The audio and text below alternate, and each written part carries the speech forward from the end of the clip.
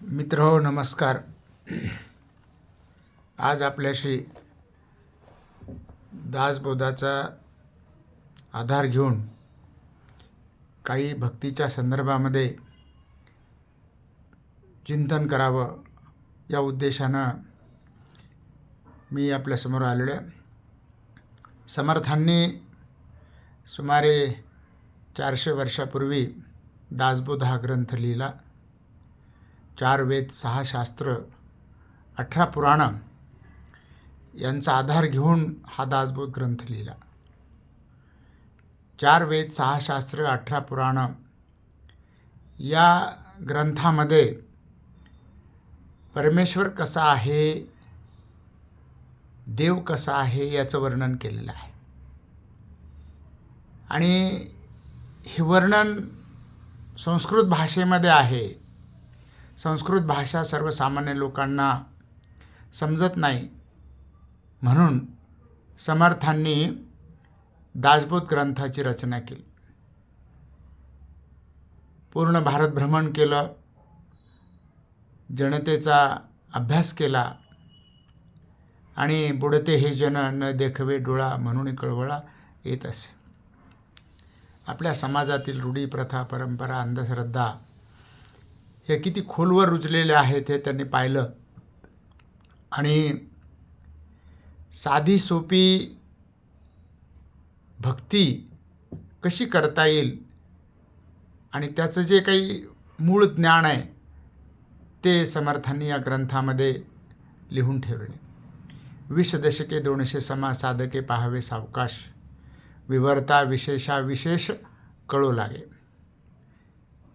सर्वसामान्य माणसाला हा प्रश्न पडतो की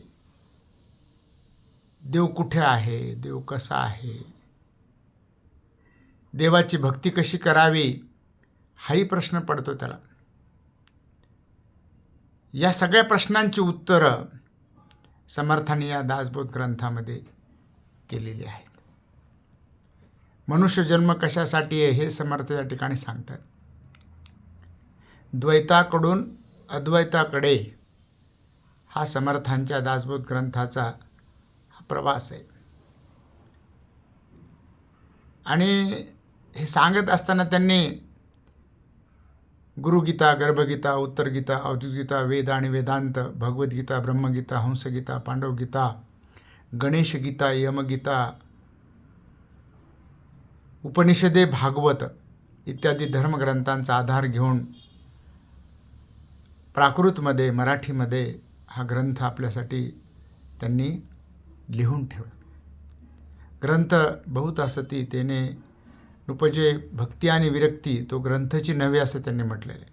जिथं भक्ती आणि विरक्ती निर्माण होत नाही तो ग्रंथ नाही. आज आपल्याला ग्रंथ वाचायला वेळ नाही, कारण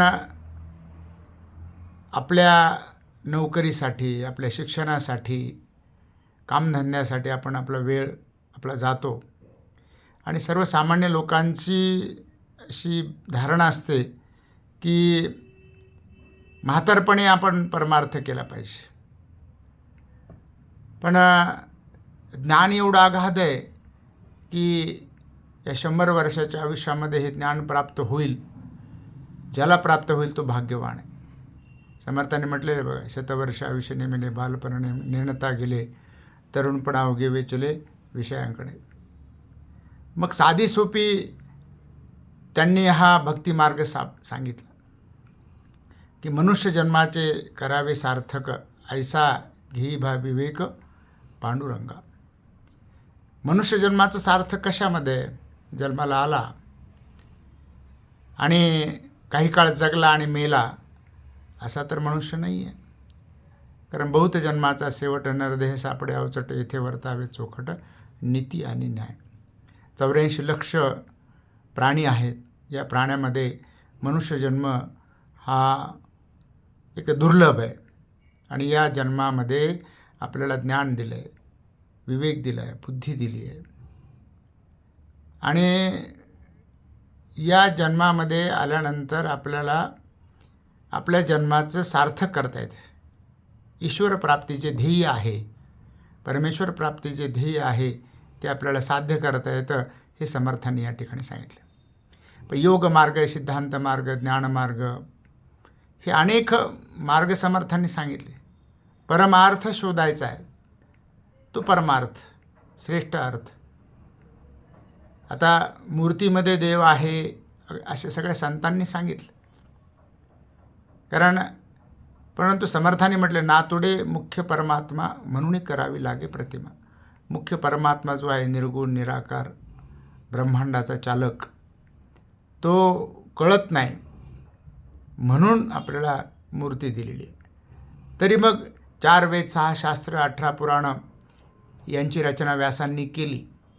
पण तरीही त्यामध्ये त्यांनी म्हटलेलं आहे की नकळे नकळे नीती नीती ऐसे बोलत असे श्रुती, तेथे मज मूर्खाची मती पवाडेल कोठे.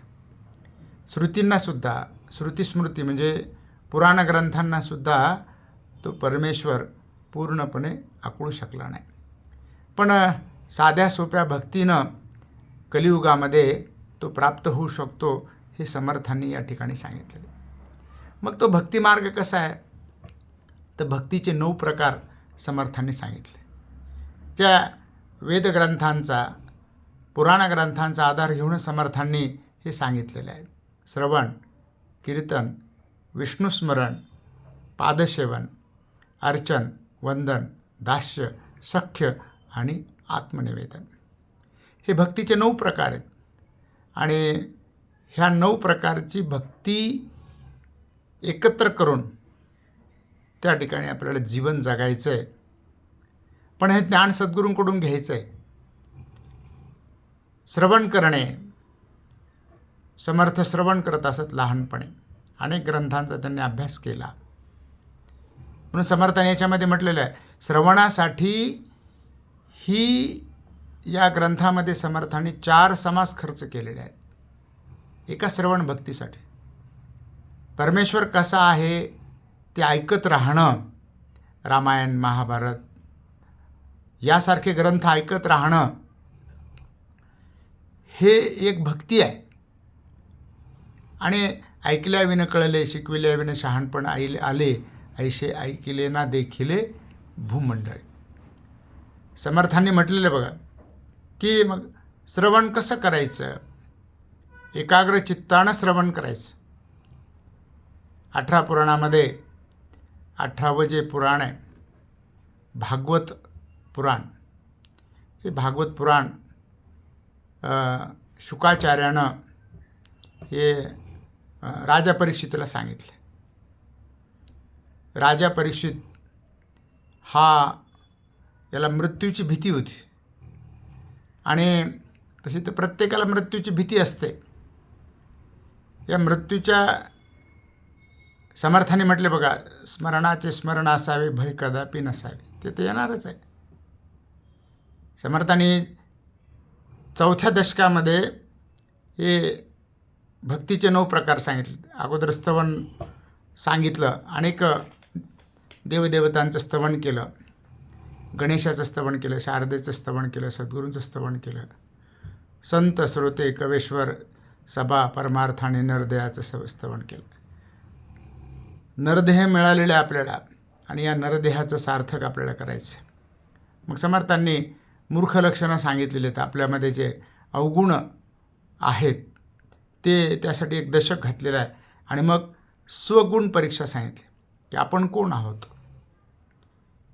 अवगुण त्यागिता जाती, उत्तम गुण अभ्यासिता येती असं समर्थांनी म्हटलेले. आणि मग 4था दशक समर्थांनी लिहिला तो म्हणजे 9विधा भक्तीचा. मग श्रवण, कीर्तन, विष्णुस्मरण, पादसेवन, अर्चन, वंदन, दास्य, सख्य आणि आत्मनिवेदन. मग श्रवणामध्ये आता बघा 24 लाख संस्कृत भाषेमध्ये लिहिलेले 4 वेद आहेत. वेद, शास्त्र आणि पुराण. पुराण ग्रंथामध्ये कथा आहेत. मग यजुर्वेद, ऋग्वेद, अथर्ववेद, सामवेद असे धर्मग्रंथ आहेत. आणि हे तर आपल्याला समजत नाही. संस्कृत भाषाच लोप पावत चाललेली आहे. मग समर्थांनी सांगितलं आहे की काय ऐकायचं आहे, कथा कीर्तन ऐकत राहायचं. कारण हरिकथा ऐकत राहायचं. ऐकल्याविनं कळले, शिकविल्याविनं शहाणपण आले, ऐसे ऐकिले ना देखिले भूमंडळी. श्रवण इंद्रिय आपल्याला दिलेले आहेत, कान दिलेले आहेत. राजा परीक्षितीला मृत्यूची भीती होती म्हणून त्यानं एकाग्रतेनं 7 दिवसामध्ये श्रवण केलं.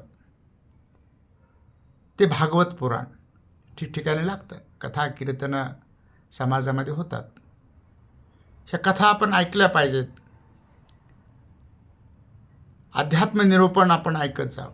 आधी आत मी एक आहे, एकला एक चालवितो तिन्ही लोक, म्हणजे स्वर्गलोक, मृत्यूलोक, पाताळ, या तिन्ही लोकामध्ये राहणारे जे लोक आहेत, त्या ब्रह्मांडाचा नायक जो आहे चैतन्य स्वरूपामध्ये या देहामध्ये आहे, सृष्टीमध्ये आहे, प्रत्येकाचा चालक एकच आहे, हे समर्थांनी सांगितलं. आणि मग ते ऐकत जावं. त्याच्यामध्ये पुन्हा आपला मार्ग कसा आहे की द्वैताकडून अद्वैताकडे जाण्याचा हा मार्ग आहे. कारण आपल्याला पूर्ण जो निर्गुण, निराकार आणि अनाकलनीय असं जो देव आहे, जे परब्रह्मतत्व आहे, ते सद्गुरूंच्या कृपेशिवाय समजू शकत नाही. तरी मग अनेकांनी अनेक मार्ग अवलंबलेले. कर्म मार्ग, उपासना मार्ग, ज्ञान मार्ग, सिद्धांत मार्ग, योग मार्ग आणि वैराग्य मार्ग, या माध्यमातून आपण त्या परमेश्वरापर्यंत जाऊ शकतो. जगामध्ये 3000 धर्म आहेत आणि 3 लाख परमार्थ आहेत. अनंत काळापासून त्या परमेश्वराच्या शक्तीचा शोध घेण्याचा प्रयत्न अनेकांनी केला. आणि आपल्याला तर आता ग्रंथ वाचायला वेळ नाही, ऐकायला वेळ नाही, आणि मग मानवी जीवन ही भरकटलेली अवस्था आहे. म्हणून समर्थांनी या ठिकाणी साधी सोपी किंवा संतांनी साधी सोपी आपल्याला भक्ती सांगितली. आपल्या धर्मग्रंथामध्ये, पुराण ग्रंथामध्ये अनेक व्रत सांगितलेले आहेत, तीर्थ सांगितलेले आहेत, दान सांगितलेले आहेत, किंवा महात्म्य सांगितलेले आहेत, मंत्र सांगितलेले आहेत, तप सांगितलेले आहेत, पुरश्चरण सांगितलेले आहेत. पूर्वी लोक होते दुग्धाहारी, निराहारी, फळाहारी, पर्णाहारी, तृणाहारी, नाना आहार करणारे लोक होते. मग जप करणारे, तप करणारे, तामस होते, योगी होते, हठयोगी होते, शाक्त, अगम, अघोर योगी होते. आणि मग हे ज्ञान आहे. मग समर्थाने एका ठिकाणी म्हटलं, तिन्ही लोक जेथून निर्माण झाले, तया देवरायासी कोणी न बोले. जगी थोरला देव तो चोरलासे, सद्गुरु विन तो सर्वथाही न दिसे. गुरुशिवाय ज्ञान नाही, गुरुकडूनच ज्ञान घ्यावं लागतं. आपण अगोदर गुरुला शरण गेल्यानंतरच आपल्याला ज्ञान प्राप्त होईल. कारण ज्ञानाची प्राप्ती ही गुरु देतात किंवा गुरु अनुभव देतात. ज्ञान म्हणजे आत्मज्ञान. आणि पाहावे आपणाशी आपण, या नाव ज्ञान समर्थाने म्हटलं. मी कोण? समर्थाने या ग्रंथामध्ये पूर्ण मीची आणि देवाची ओळख सांगितली. मी कोण आणि देव कोण. देवाशी 2 गोष्टी पुसाव्यात, मी कोण आणि देव कोण, हे समर्थाने म्हटलेलं. पूर्वीचे लोक करायचे बघा. अनेक योग, याग, विधी, येणे नवे शुद्धी, वायाची उपाधी, दंभ धर्म. योग साधना करणं, याग करणं, पूजा अर्चा करणं हा एक भाग झाला. पण त्या कर्मकांडामध्ये आज समाज गुरफटलेला आहे. मूर्तीमध्ये आज मनुष्य अडकलेला आहे. मूर्तीच्या पलीकडला जो अंतरात्मा आहे, जो या ब्रह्मांडाचा चालक आहे, चराचर सृष्टीमध्ये भरलेला आहे, जळी स्थळी काष्टी पाशाने तो भरलेला आहे. तयाविन कोठे रिता ठाव नाही, रिकामी जागा नाही, असं समर्थांनी सांगितलं आहे. ते कळण्यासाठी श्रवण केलं पाहिजे. कारण मग श्रवण केल्यानंतर मग सगळे धर्मग्रंथांचं जिथे जिथं कथा असतील, कीर्तन असतील, जिथं बोध असेल, जिथं ज्ञान असेल, तिथून आपण घेण्याचा प्रयत्न केला पाहिजे. परंतु बुद्धी देणे भगवंताची.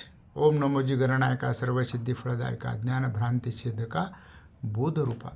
माझी अंतरी भरावे सर्व काळ वास्तव्य करावे मज वाक्शून्यास वधवावे कृपा कटाक्ष करून. तो गणाधीश जो आहे देवादिदेव गणेश गणपती हा सर्व देवांचा प्रमुख आहे. 33 कोटी देव आपण म्हणतो, पण कोटी म्हणजे प्रकार. 33 कोटी म्हणजे 33 प्रकारचे देव. आणि हे कसे आहेत ते आपण श्रवण करत गेलं पाहिजे. मग गणगंधर्व यक्ष किन्नर नारद तुंबर हे कसे आहे ते सांगितलेलं आहे. मग पिंडांकडून ब्रह्मांडाकडे ही आपली रचना आहे. जे पिंडामध्ये आहे ते ब्रह्मांडामध्ये आहे. या देहाची रचना तशीच 4 वेद या वेदामध्ये सांगितलेले की पंचमहाभूत म्हणजे भूत म्हणजे तत्व, पृथ्वी आप तेज वायू आणि आकाश. पंच ज्ञानेंद्रिय नाक कान डोळा जीभ आणि त्वचा मन बुद्धी चित्त अहंकार हे 84 तत्व जे आहेत त्या तत्वाला धरून ठेवणारं जे तत्व आहे तिथपर्यंत आपला प्रवास आहे. तुझं आहे तुझं पाशी परी तू जागा चुकलाशी असं संतांनी म्हणून ठेवलेलं आहे. शिष्या तूच आहे स्वयं परब्रह्म ये विषयी मानू नको संदेह आणि भ्रम. अगोदर मनाला शिकवण दिली, नंतर देहाचं वर्णन केलं, ग्रंथांचा आधार घेऊन याचा रचना केली, दासबोध ग्रंथाची रचना केली. परंतु समर्थाने त्यामध्ये म्हटलेले बघा की मी हे जे ग्रंथ लिहिलेलं आहे हे माझं काहीच नाही, सकळ करणे जगदीशाचे भक्ताचे नि साभिमाने कृपा केली दाशरथीने ती समर्थ कृपेची वचने तो हा दासबोध. 20 दशक दासबोध श्रवणाद्वारे घेता शोध मनन करत्यास विशद परमार्थ होतो. श्रवण मनन चिंतन आणि निजध्यास आपला असला पाहिजे. त्यासाठी आपलं श्रवण भक्ती असली पाहिजे.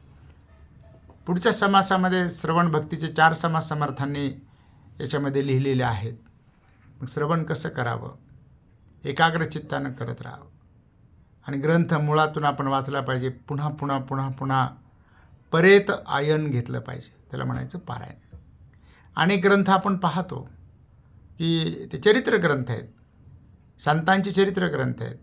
संतांच्या चरित्र ग्रंथामध्ये चमत्कार नमूद केलेले आहेत आणि बरेचसे लोक कामनेच्या व्रतालाच झोंबून पडते. आपली इच्छा असेल, कामना असेल, भावना असेल तर ह्या 9विधा भक्तीमध्ये अनेक ज्या संकल्पना आहेत शास्त्रामधल्या त्या समर्थांनी आपल्या ग्रंथामध्ये नमूद केलेल्या आहेत.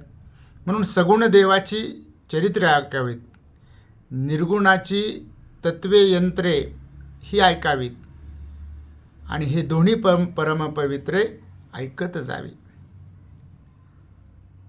याला श्रवण भक्ती म्हटलेलं आहे. कारण आवडीने भावे हरिनामागेशी तुझी चिंता त्याशी सर्व आहे. आवड पाहिजे, नको खेद करू कोणत्या गोष्टीचा, पती लक्ष्मीचा जाणत असे. सकळ जीवांचा करीतो सांभाळ, तुझं मोकलील ऐसे नाही. जैशी स्थिती आहे तैशा परी राहे, कौतुक तू पाहे संचिताचे. म्हणून श्रवण सगुणाचं करायचं आहे आणि अध्यात्म निरूपण हे निर्गुणाचं झालं पाहिजे. कारण तो निर्गुण निराकार आहे. देवा नाही रूप, देवा नाही नाम, देवा नाही गुण. गुण रूप नाम याच्या पलीकडं तो आहे. तो ब्रह्मांडाचा चालक आहे. एक ही सूर्यमाला आहे. एका सूर्यमालेभोवती हे असंख्य ग्रह आणि तारे फिरत आहेत. अशा कोटी कोटी सूर्यमाला ह्या ब्रह्मांडामध्ये आहेत आणि त्यामध्ये मनुष्य हा यत्किंचित आहे. मग मनुष्यामध्ये अवगुण भरलेले आहेत. काम क्रोध मद मत्सर दंभ अहम संशय आणि चिंता हे अवगुण भरलेले आहेत. हे अवगुण त्यागिता जाती, उत्तम गुण अभ्यासिता इतिहास समर्थांनी म्हटलेले आहे. जोपर्यंत आपल्यातले अवगुण आपल्या स्वतःला कळत नाहीत तोपर्यंत आपण आपल्याकडून अवगुणाचा त्याग होणार नाही. ऐकत राहावं, ऐकत राहावं, ऐकत राहावं. मग सद्गुरू काय करतात, आपल्याला उपासना देतात. एक सद्गुरू, एक ग्रंथ, एक मंत्र, एक उपासना आणि सगळ्यात महत्त्वाचं म्हणजे आचरण, मंगल आचरण.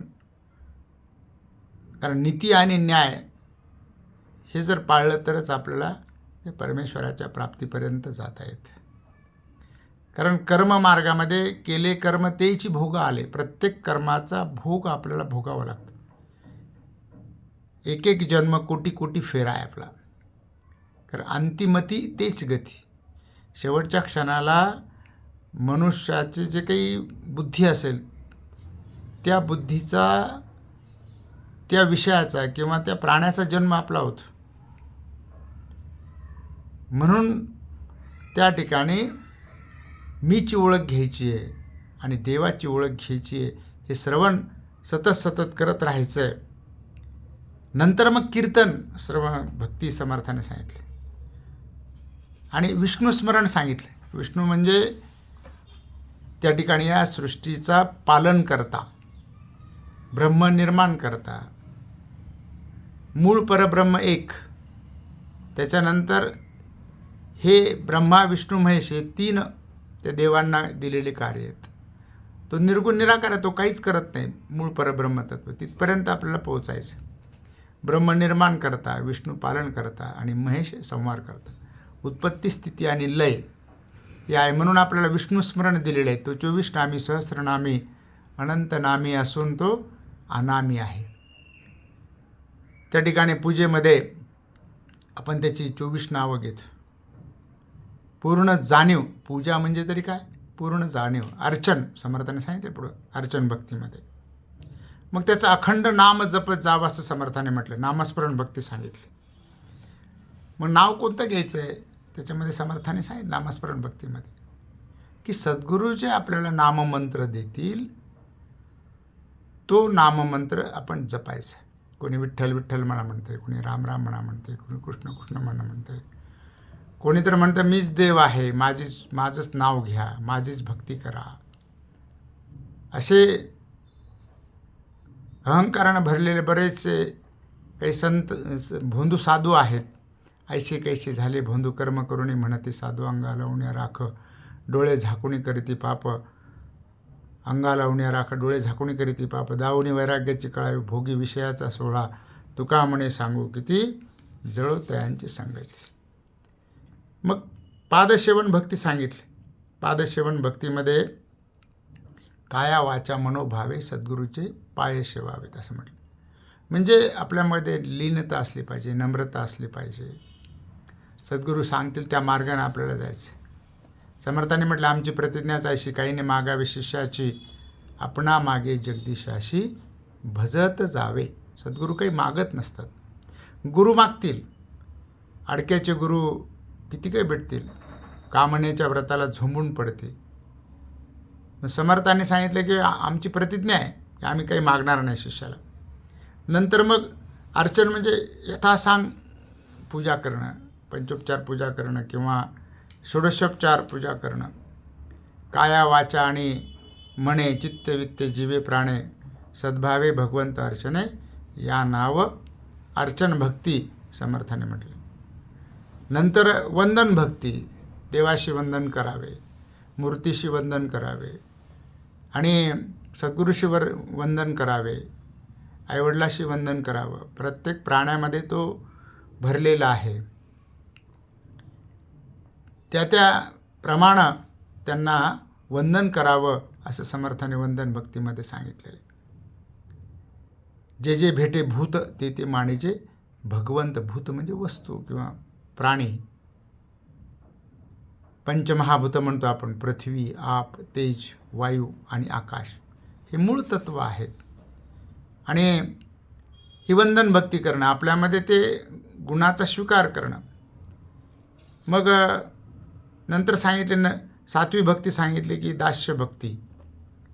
सात्वे भजन ते दास्य जाणावे, पडिले कार्य तितके करावे, सदा सन्निधीचे असावे देवद्वारी.